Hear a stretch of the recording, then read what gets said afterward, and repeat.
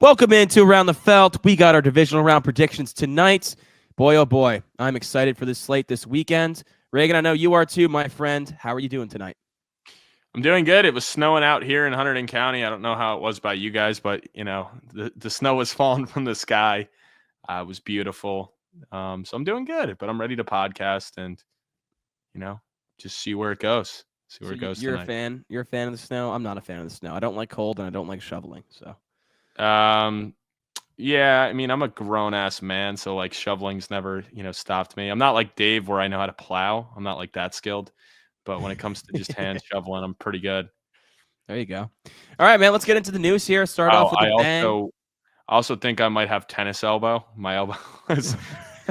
I was at work today, and it might be from doing the jiu-jitsu because I got like in an arm bar the other day, and I'm like, fuck, man. Like, I was bashing a sign into the ground before working in the office, and then I was like, I think I like fucked up my elbow because I couldn't move it. And anytime I moved it, I mean, I took some ibuprofen, so I'm good now, like full range of motion. But I was like, hell, I think I have undiagnosed tennis elbow because I was looking it up because, whenever you don't feel good, and I'm sure you're the same, you just look it up and you just like see all the symptoms and you're like, yeah, I got that. Yeah, I got that. So, Google Doctor. I got that. I do have some Google Doctor going on today, but I'm good. I'm good. There you go. There you go.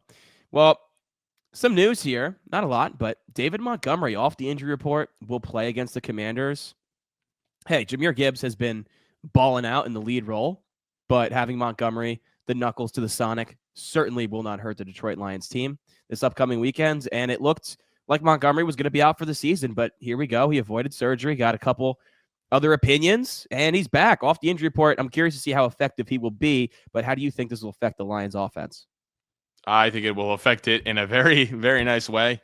I don't care how good Gibbs, looked as the lead back. It's still, there's still a nice dynamic 1-2 punch. And at the end of the day, like, yeah, maybe Gibbs keeps more of the role that he earned last week against the Vikings and has earned with his timeout. But, he is such a just different style of runner that I just think it brings another dynamic to the offense that Gibbs might not exactly have. And, if it's 4th and 1, like, or short goal line work, like you still want to give it to Montgomery because 100%, yeah, he's just such a good, powerful back, which Gibbs is as well. But I still would take Montgomery in that situation.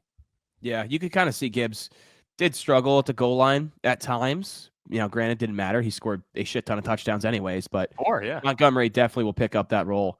And, it's just another piece to that Lions offense, which seems like a juggernaut. So the Commanders defense certainly has their hands full this upcoming weekend. In other news, Kevin O'Connell said today, he reiterated the point that he wants to sign an extension with Minnesota.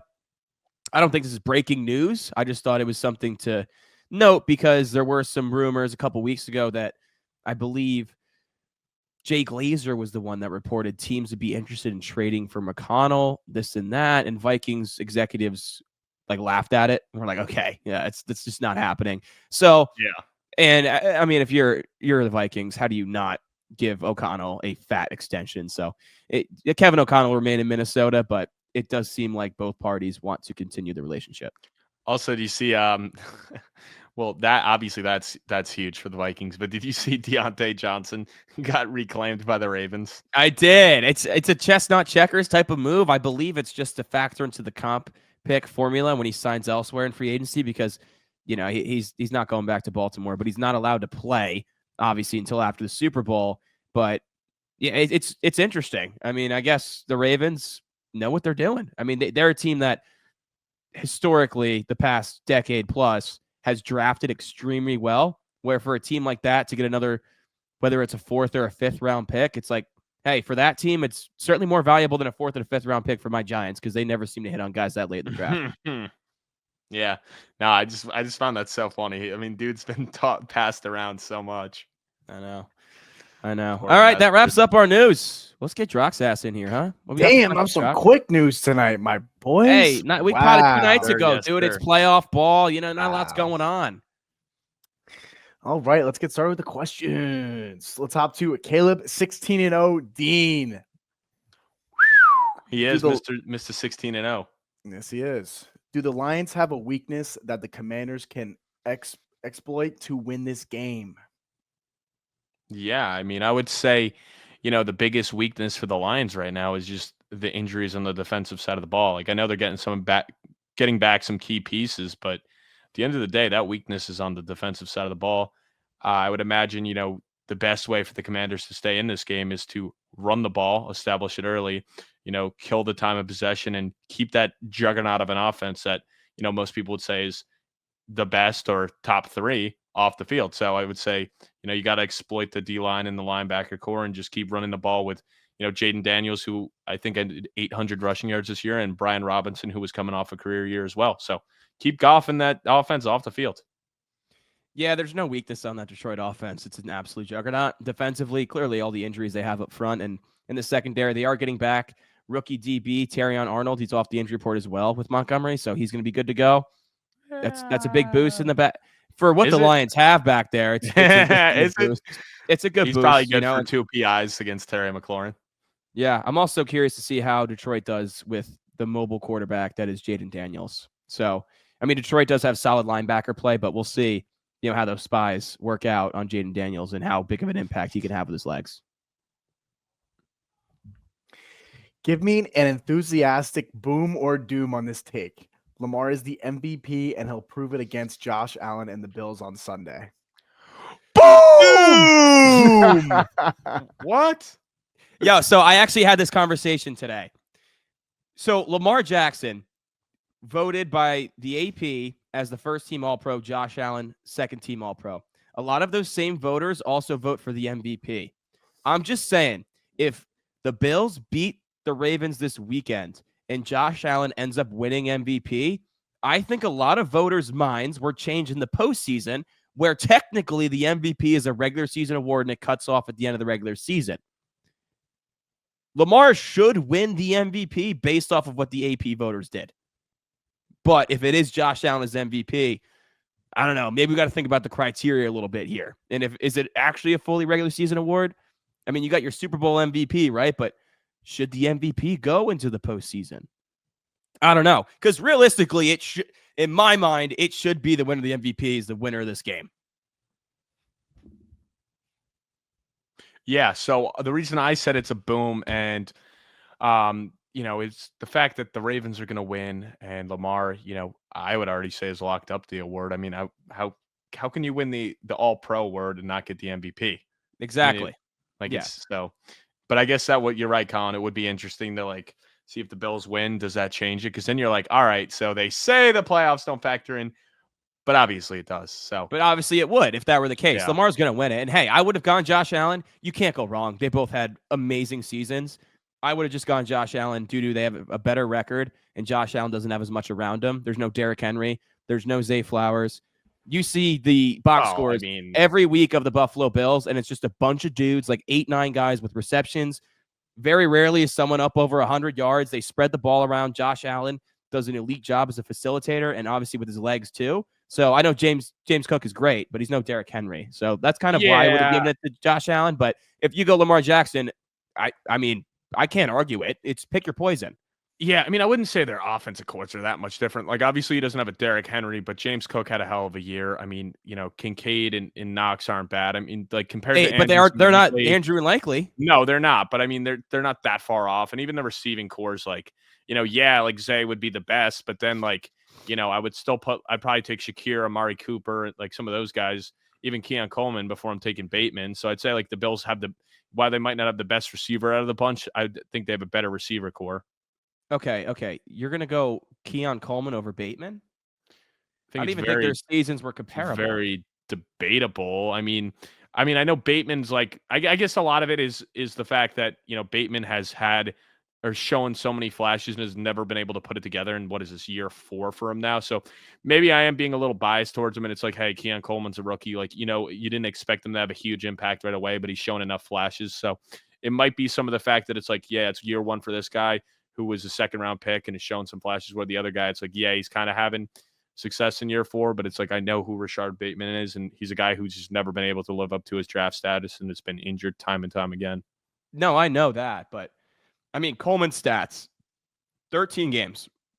So he missed 4. He had 29 catches in 13 games. That's a little bit over 2 catches per game. Yeah. 556 yards, 4 touchdowns.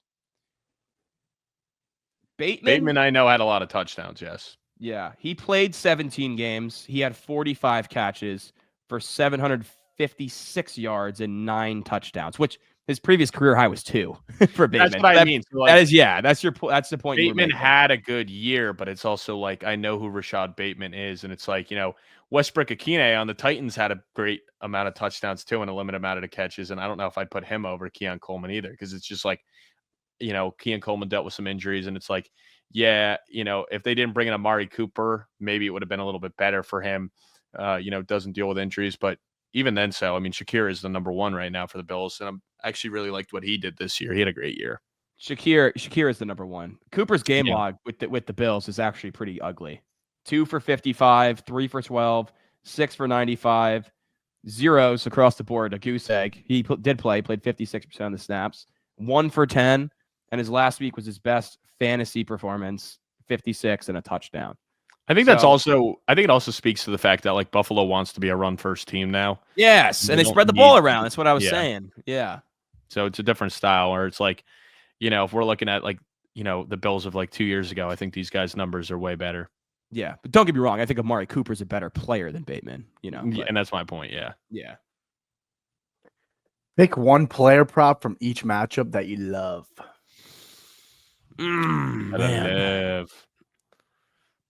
That's great. I mean, Chiefs Texans player prop that I love. Give me Travis Kelce receptions over. We saw last year in the postseason, and I know Kelce just super chalk. He was actually like, I think Kelce lost bettors the most amount of money in the regular season. I think I saw that like posted by DraftKings. So maybe a lot of people feel burned by Travis, but we saw last year, not a good regular season, balled out in the playoffs. So I like Travis Kelce receptions against Houston. Yeah, I would say give me Nico to score. Give me Nico to score. I like that. I love Nico Collins. He's one of my favorite guys to bet on. Schultz over 3.5 receptions. And I also like his receiving yards at 34.5. Wow. Schultz burned me last week. Opened up at 30. Now it's at 35, 36. Oh, Dave, you got on it early. Let's go. I didn't get on it early now. Yeah. But what's a prop that you guys like in Commanders Lions? I kind of like Amon-Ra St. Brown against that secondary. I like Amon-Ra to score. I know the touchdown lines are fucking beat in that game, though. Like the Lions' touchdown scores are like all minus odds for their whole offense. It's disgusting. I kind of like Brian Robinson 50 rushing yards at plus 195. I mean, you could even take 40 at plus odds at plus 105. I really do think the Commanders are going to be able to run the ball on this team. I think the offense has enough power to keep it in, where they're not going to abandon the run game even if the Lions get up big. I don't know. I just feel like everybody's like, like they're going to abandon it quickly. But give me Brian Robinson rushing yards. And, if you're feeling a little risky, still plus 195 and even plus 350 at 60, getting into plus 600 at 70, plus 1,000 at 80, plus 1,600 at 90. 100's not even offered. What are they doing? What are they doing, bro? Laporta over 47.5 receiving yards. I like that. I'm seeing a lot on Gibbs too, his rushing yards. Yeah, and they got Montgomery back in the picture, though. You know what I mean? It's like, what is it? I don't even know what his line is. I don't know. Gibbs is at 82.5, but I don't see Montgomery's up right now. Oh, you know what I like? 50. All right, 50 plus 100. 50. Oh yeah, that's money. I like that too. Even minus 160 at 40 plus is pretty nice. What about Rams Eagles? What are you guys thinking? I'm thinking Dallas Godert 40 plus receiving yards at even money. Hawkinson was the leading receiver for Minnesota last week against this Rams team with 64 and a touchdown. And Hawkinson is a really solid player, but Goddard's coming off a solid week. That stiff arm was nasty. And I think Godert can replicate what Hawkinson did. I think 40 plus at even odds is a good bet. I actually like Cooper Kupp at minus 135 over 40 receiving yards. It's so low. Dude, it is for Kupp, but he's been terrible. He had one catch last week. I understand, but I think, at the end of the day, I think they're going to be trailing. I think the Eagles are going to go out of their way to scheme Nakua out. So, they're going to be like, hey, let old man Kupp beat us. So it's such a low line too. Maybe it's fool's gold. Old man Kupp working out of the slot. You got Quignon on the outside on Puka. Yeah. I slammed Smith last week, so I'm going to slam again at plus 190. And then I also like Barkley over 18.5 as his longest rush. Oh, I love that. I love that. 18.5 is pretty long for like any typical running back. Usually I see around like 12, 13. Yeah, not for him. Not for this guy. Yeah, who would let him out of the building, right? What about Baltimore, Buffalo? Oh my goodness, I got mine. Easy money. Lamar Jackson, 50+ rushing yards at -135. Lamar's been cooking with his feet. He had over 80 rushing yards last week. This is a monster game, battle of the 1 and 2 in the MVP combo. Lamar Jackson, I think, is going to have a big game, even though I may not be picking the Ravens, a little sneak peek, but I think Lamar Jackson 50+ is very safe. I like, guys, this is a funny one, and I'll get into it a little bit later. Under 3.5 field goals in this game. Is that plus money? It's minus 130, under 3.5 field goals in this game. Is there going to be snow? No, these kickers are just dog shit. That's crazy saying that about Justin Tucker. That's just disrespectful. No, they're like, I'll get into the numbers later when we're talking about the game, because I genuinely think this game comes down to special teams. That will be the deciding factor in this game, because offensively and defensively, they're very even. Special teams will be the deciding factor. Whoever wins, it's going to come down to one of the kickers either missing an extra point or a field goal. Oh, dude. That's a crazy call out of you. Yeah. I'm seeing a lot of action on Likely anytime, and Likely's receiving yards only at 33.5. And I'm also seeing a lot on him first touchdown score. So hopefully that wheel lands on him. Yeah. If you want 4 bets, Caleb, whatever the wheel hits. Yeah. All right. Now let's dive to Chambers. Let's go. Predictions for which individual player will rack up the most passing, rushing, and receiving yards. Ooh, that's a good question. It's a really good question. Passing. I got my most passing, I think I know where I'm going. Okay, who? I think I'm going Jared Goff against that commie secondary. By the way, hold on. I just got this up. As of right now, snow showers in Buffalo on Sunday. Showers in Buffalo. It's going to be 20 degrees. So maybe take that field goal bet now. Before you see on Instagram, oh, live look at Buffalo, and there's snow in the seats. Yeah. I will take. Give me CJ Stroud. What? Against that secondary? CJ Stroud. Yeah. I think they might, because I think they're going to get down and they're just going to be trailing. It's going to be a lot of garbage time passing yards. Because you got to think about it.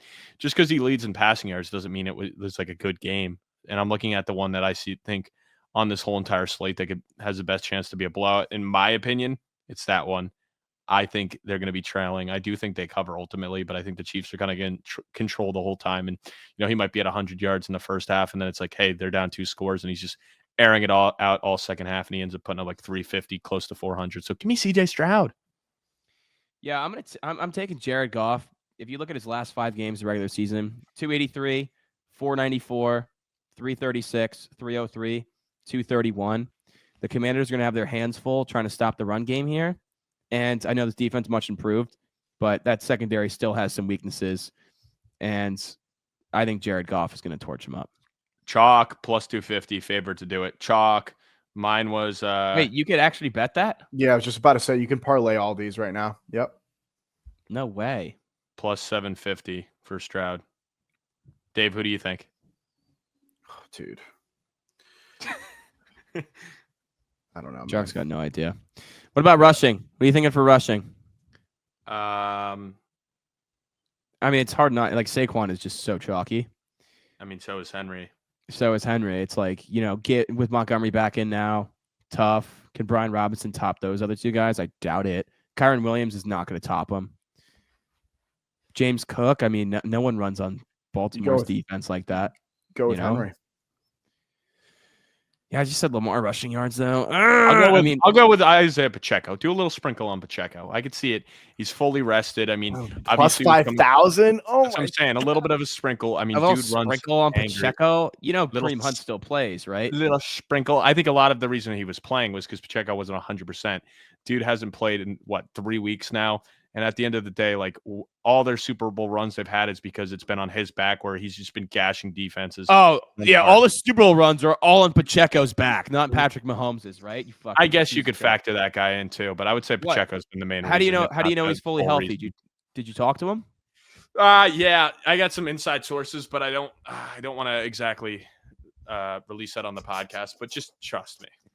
Yeah, so his last outing against Pittsburgh, he had 6 carries for 18 yards. Before that, he had 9 for 26. Against who?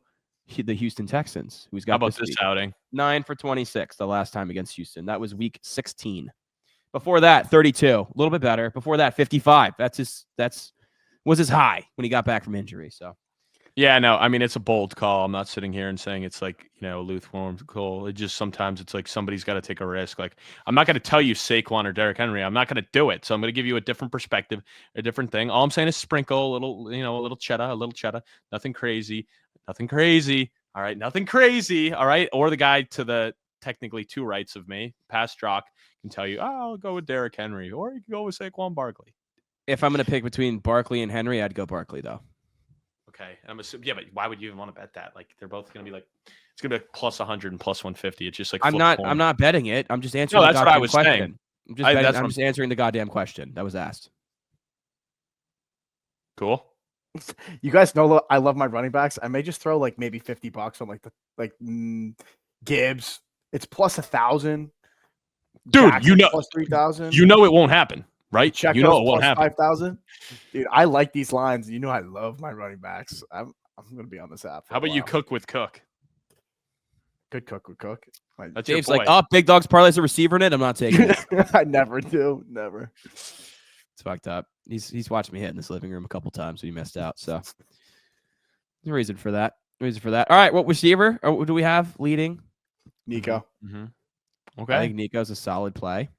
Plus 400 for Nico. Hey, I said Amon-Ra St. Brown earlier. Give me Amon-Ra St. Brown. He's also plus 400. Give me Scary Terry. The boy's gonna step up big against the Lions when they get that big win. Give me Scary Terry. I can see Terry going for I could see him going for like $120, $130. The only issue is Terry on Arnold's probably gonna get 2 big PIs and hurt his yards. So Terry Scary Terry will lead in yards plus PI yardage. It's gonna be Scary Terry on this week. Do you see Smith on here? Yeah, I do. Deionte Smith at plus 1,000. I like that. Yeah. While AJ Brown's on the bench reading a book, Deionte Smith going stupid. All right. Last question of the night. Underdog, you'd feel most confident throwing dollar bills on, excluding the Bills and Ravens game. Yeah, I was gonna say that's a 1-point spread. It's kind of tough. So if you're gonna pick one, Commanders are the biggest underdogs, 9.5 point. I feel most confident in. Plus 400. Dude, they are going to win. I'm already telling you now, Walmart, I'm in, brother. Commanders are going to win. They're going to upset the Lions. The Lions, the lights will just be too damn bright for them. It's hard to really talk myself into it, but if there's one team I'm rocking with, it's the Commanders. That's the underdog that stuck out to me. Jaden's just got that about him, but they got that team at destiny vibe going. And I think if they can get the run game going and really capitalize on all those injuries to the Detroit secondary, it's going to be tough, but that's who I'm rocking with. Because, for me, I guess the only other one is the Rams, because you can't sit here and say the Texans. You just can't.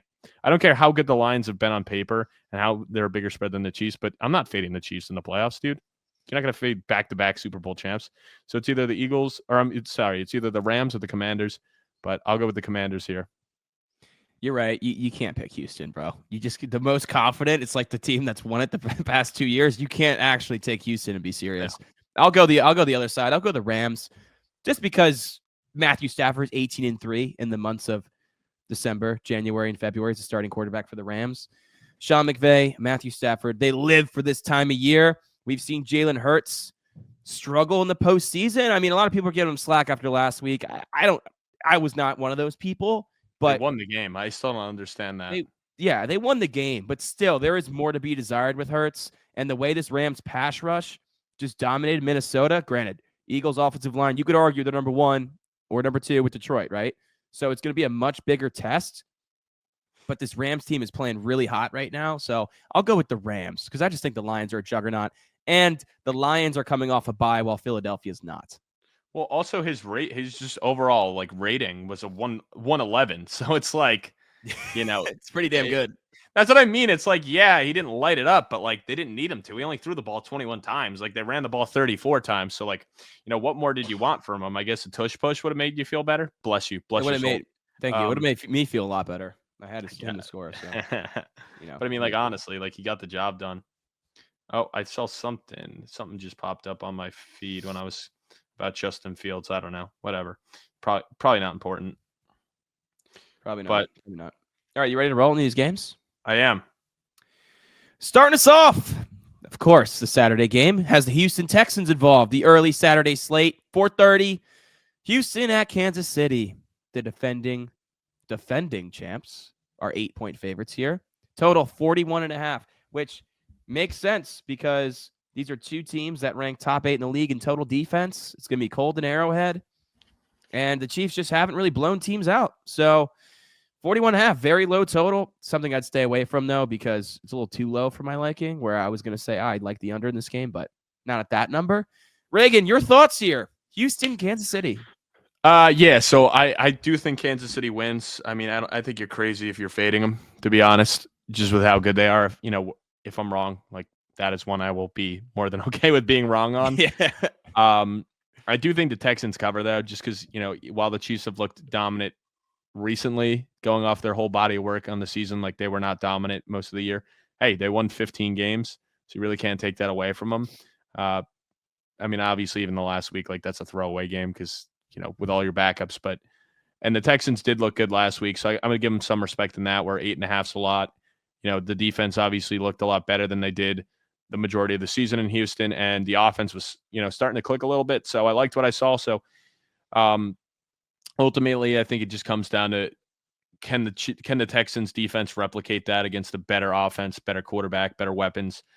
No, they can't.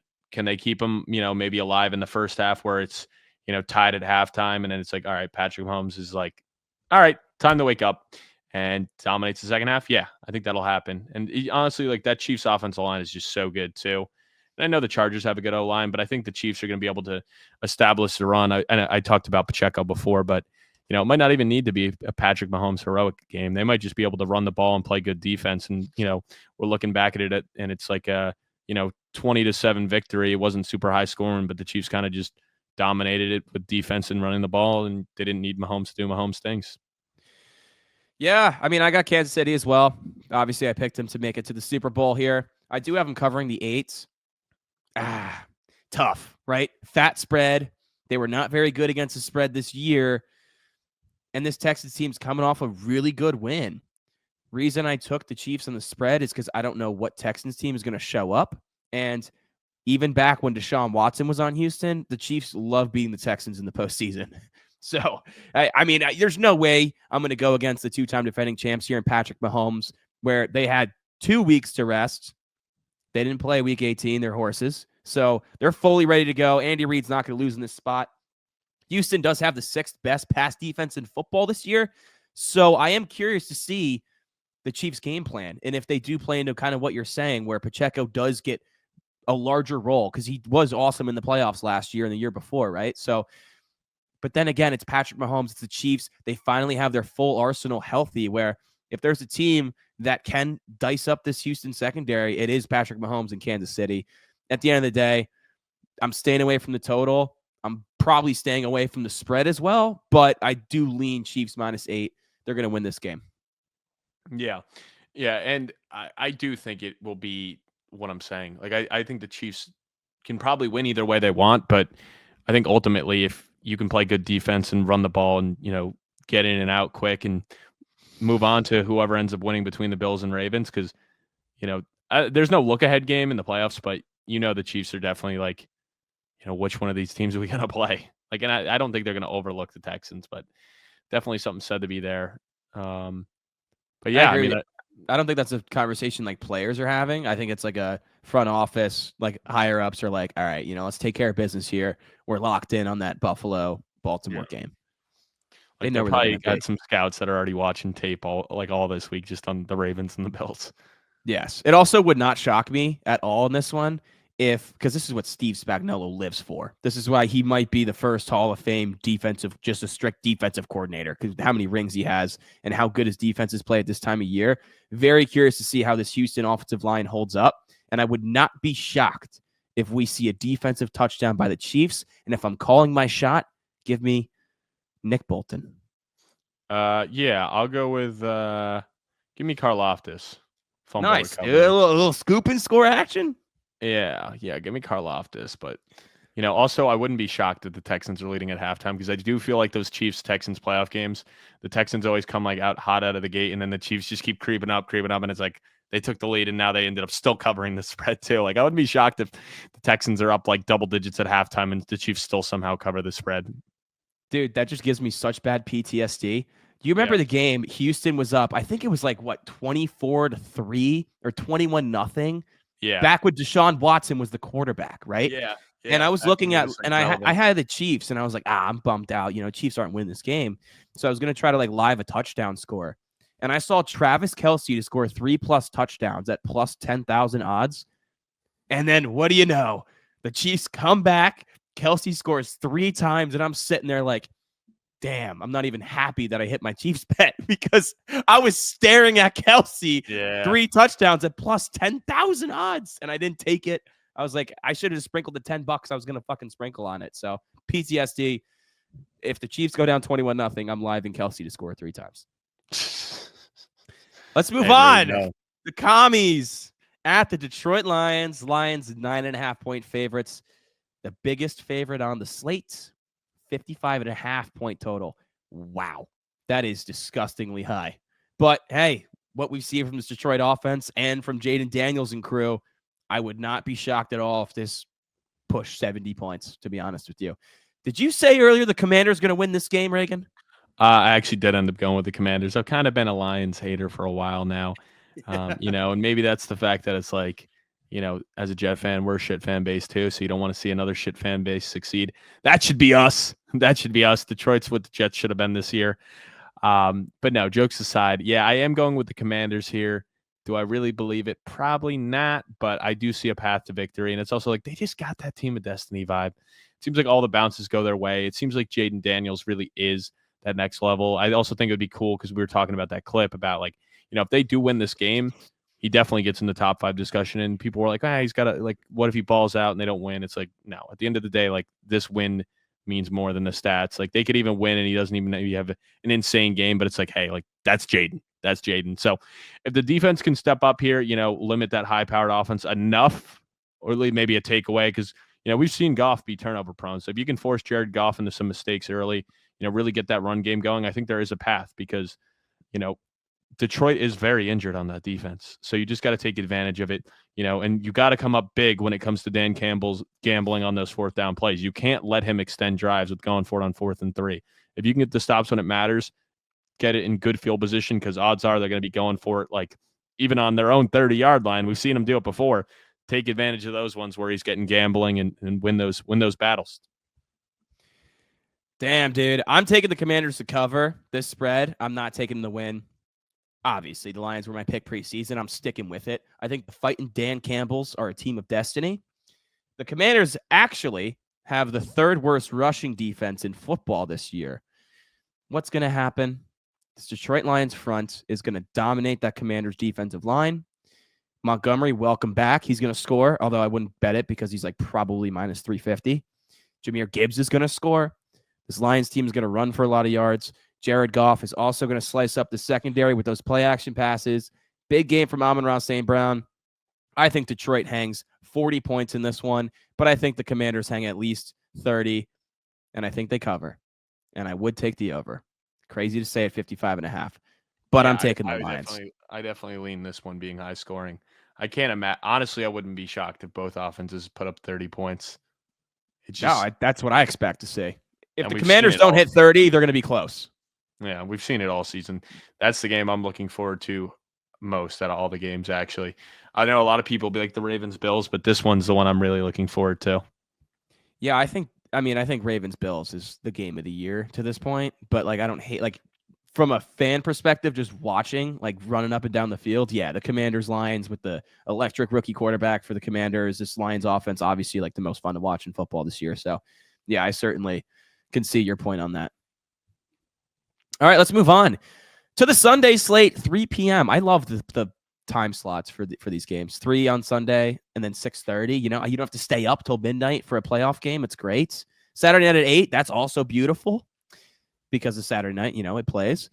But we got the Rams at the Eagles. The Eagles 6.5-point favorites, total of 43.5. I kind of lean the over on that one too, brother. I don't know about you, but where'd you land on this one? I know you got Philadelphia winning this whole thing, so. Are they covering 6.5? I lean the under. I think it's going to be more of a defensive battle this time.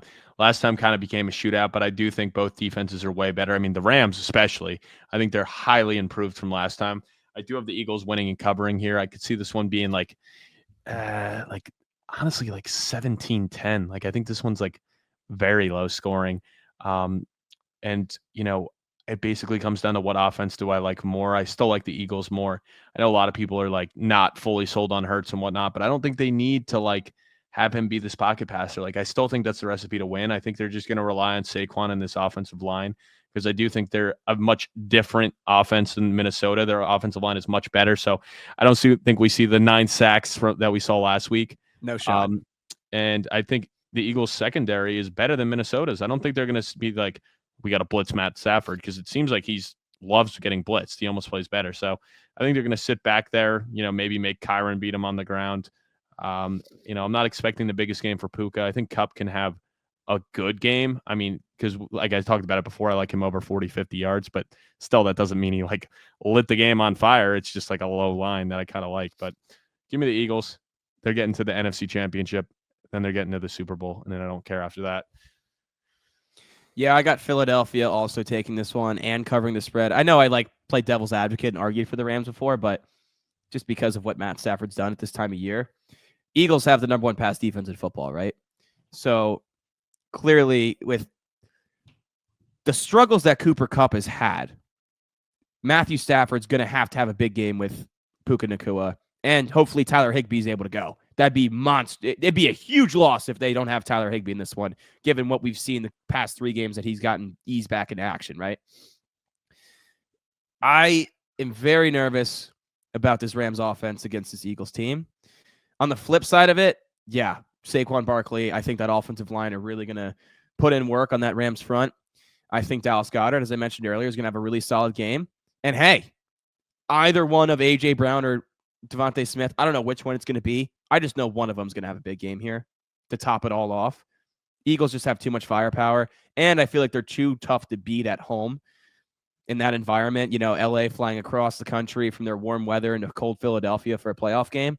This is going to be some smash mouth football. I don't know if the Rams are ready for it. Give me the Eagles to cover the 6.5. All righty. I like that. Let's wrap it up. Baltimore at Buffalo. Baltimore is a 1-point favorite on the road. This was kind of surprising to me. I knew it was going to be a very tight spread, but they're giving the nod to the road team when the Bills are undefeated at home this year. Crazy, with a total of 51.5. That's also very, very high total. Dude, I don't know. I kind of think I like the under on it, to be honest with you. But what are your thoughts here? You going Baltimore or Buffalo? I actually feel pretty confident in Baltimore. I do think they're the better team. Obviously, Vegas thinks they're the better team if they're, a 1-point favorite on the road. Ultimately, I talked about it. I teased it a little bit earlier. I think this game comes down to special teams.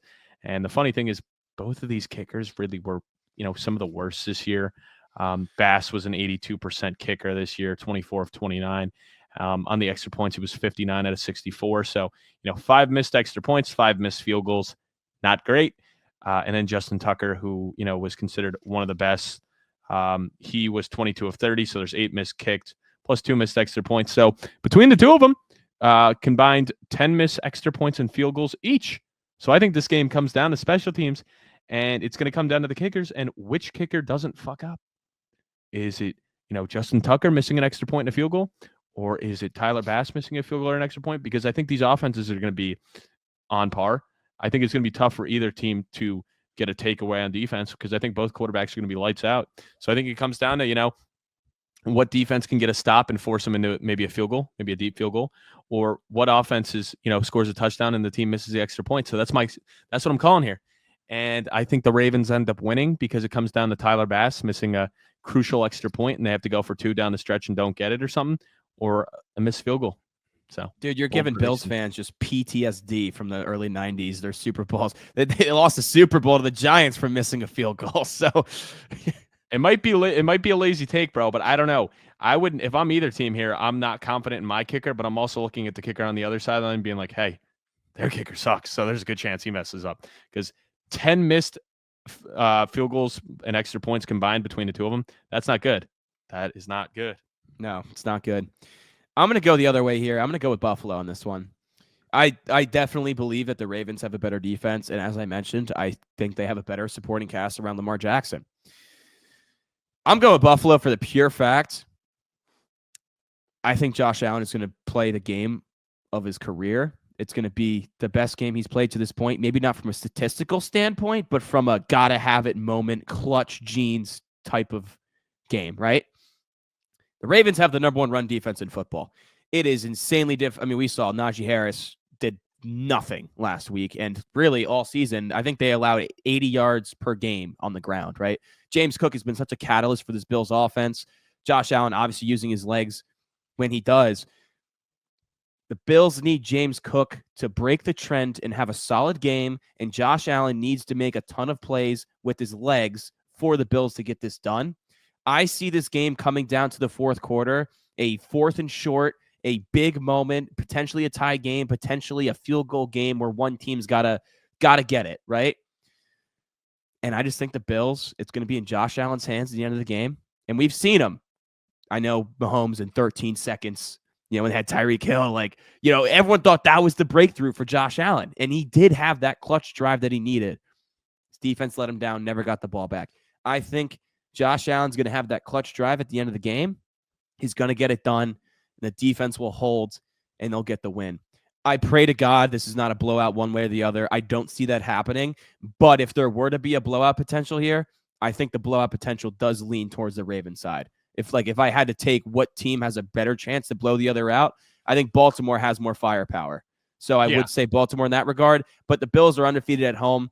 I think this is Josh Allen's moment. And I think the discourse on Monday when everyone's going to be arguing Josh Allen is MVP when it's like, as we talked about earlier, Lamar Jackson seems to have the nod right now. I think it'd be really fucking funny to listen to and hear those talking heads go back and forth and then see what happens with the MVP. Yeah. And like I said, under 3.5 kicks. Lock it in. Slam it. But yeah. With the snow too. That helps. Yeah. But also Derrick Henry's just been on fire. So, you could take the quarterbacks out of it. Just Derrick Henry is what moved the needle for me on the Ravens side of things. Because after seeing how he ran the ball last week, he is heating up at the right time. And he is a beast in the snow weather. I know, dude. He absolutely is. And the Bills do have a stronger run defense than a passing defense. But then again, it's the rushing threat of Derrick Henry and Lamar Jackson, you could say, is the greatest rushing threat in the history of football. Honestly. Yeah, and it doesn't matter, dude. Nobody wants to tackle in the cold. And Derrick Henry is just you could bottle him up all game, but all it takes is one run, and he's gone. It just seems like every time and time again, he's got 20, 30 rushing yards, and it's there's a 70-yard touchdown, and oh, look, he's over 100 rushing yards. Yeah, no, that's how I felt against Pittsburgh too. It's Henry, we had a good first half, and I was like, dude, how is he not scored yet? And then you turn around and in the second half, and he's just gashing them, scoring his 2 touchdowns, and it's yep, there you go. It's only a matter of time with Derrick Henry. The Bills just have to hope the clock hits 0 before that time comes. But yeah, I mean that wraps it up, brother. I mean, quick pod. We're in the divisional round, only 4 games, 43-minute pod, dude. We were fucking doubling this during the season, hour and a half, but. Dude, I'm so pumped for this weekend. The game's going to be awesome. We still got a ton of crew necks for sale. Wherever you're listening to, please like and subscribe. So pumped for the games this weekend. It's been such a fun season. We don't have many pods left this season, so appreciate you guys tuning in. Reagan, last words. Peace.